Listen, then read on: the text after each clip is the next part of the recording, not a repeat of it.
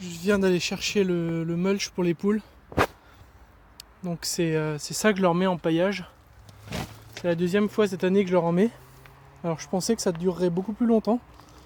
Mais en fait ça se décompose assez vite. Donc c'est pas tout à fait aussi bien que du bois broyé très frais. Parce que c'est déjà pré-composté. Et ensuite ils ont tamisé, ils ont gardé tout ce qui est passé par le tamis, ils l'ont appelé compost. Et ça ils l'ont appelé mulch à la déchetterie, donc à la ressourcerie pour être précis. Ça a l'avantage d'être pas cher, c'est pour ça que je le prends. Là la remorque entière m'a coûté 14 €. Il y a à peu près 700 kg. Donc entre 1 et 2 mètres cubes.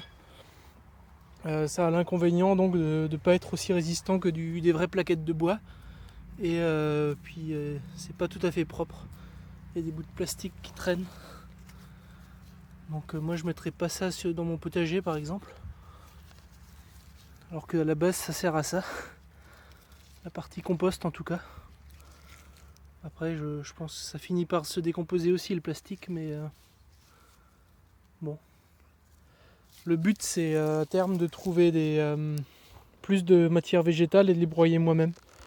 Si un jour j'arrive à m'acheter un broyeur thermique et à convaincre les voisins de m'amener tous leurs déchets, ou peut-être qu'à ce moment-là il y aura une grosse forêt là derrière avec beaucoup de matière à broyer régulièrement.